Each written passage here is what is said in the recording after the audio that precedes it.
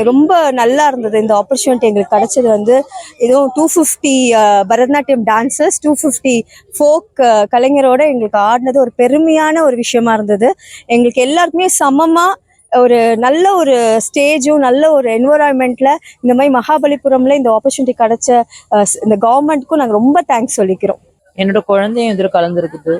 So குழந்தைங்களுக்கு ஒரு என்கரேஜ்மெண்ட்டாக இருக்குது இது இந்த மாதிரி ஒரு ப்ரோக்ராம் வச்சிருக்கிறது.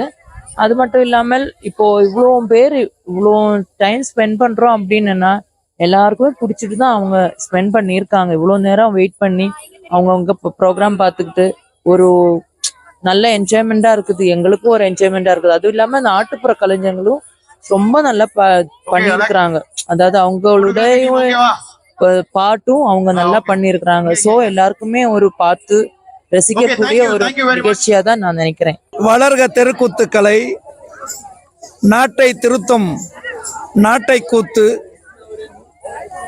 சில விதமான மரங்களை கொண்டு கல்யாண முருக்கன் மரத்தை கொண்டு செய்ததால் அதற்கு பெயர் நாளடைவில் கட்டை கூத்து. தெருமுகப்பிலும் கிராமத்திலும் நகரத்திலும் நாங்கள் நடிப்பதால் அதற்கு தெருக்கூத்து. முக்கியமாக கட்டை கூத்து என்று நாளடைவிலே தொன்று தொட்டு வழங்கி வருகிறது. நம்மளோட பண்பாட்டுல இவ்வளோ விஷயம் நமக்கு எல்லாரோடையும் எல்லா கலையும் சேர்ந்து நம்ம கொடுக்கும்போது ரொம்ப ஆனந்தமா இருந்தது. பரதம் தனியா ஃபோக் தனியா அப்படிதான் பண்ணியிருந்தோம்.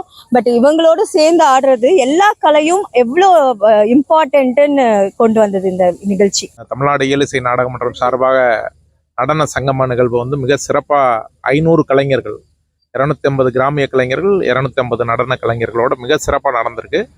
இந்த கடற்கரை கோயில் பின்புலத்தில் வந்து வழக்கமாக எப்படின்னா இந்த பஸ் ஸ்டாண்ட் பக்கத்தில் ஒரு ஸ்டேஜ் போடுவாங்க, இண்டிவிஜுவல் பெர்ஃபார்மர்ஸ் வந்து ஆடுவாங்க. அப்படி தான் நான் பார்த்துருக்கேன் இதுக்கு முன்னாடி டான்ஸ் ஃபெஸ்டிவல்.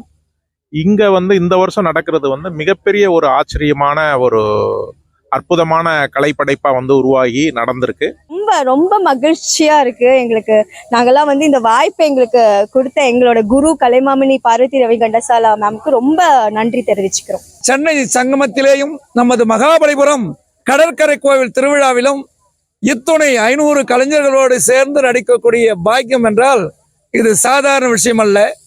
இதை ஏற்பாடு செய்த தமிழ்நாடு முதலமைச்சர் அவர்களுக்கும், இதற்கு உறுதுணையாக இருந்த இயலிசை நாடக மன்ற தலைவர் அவர்களுக்கும், அதனை சார்ந்த ஏனைய நிறுவனத்தார்களுக்கும், சிறப்பாக மின்வழிப்பு வழங்கிய அன்பர்களுக்கும், எங்களை உடனிருந்து கவனித்துக் கொண்டு எங்களை அணுகிய தலைவர் அவர்களுக்கும், இதோ தமிழ் சேனல் எங்களுக்காக பேட்டி எடுத்துக் கொண்டிருக்கிற ஐயா அவர்களுக்கும் எங்களுடைய நன்றிக்கையை காணிக்காக்கி தலைவர் வாகை சந்திரசேகர் அண்ணனும் உறுப்பினர் செயலாளர் விஜயா தாயன்மன் அவர்களுடைய 2 பேருடைய முயற்சியில், அமைச்சரோட ஒத்துழைப்பில் ரொம்ப ரொம்ப சிறப்பாக பண்ணியிருக்காங்க.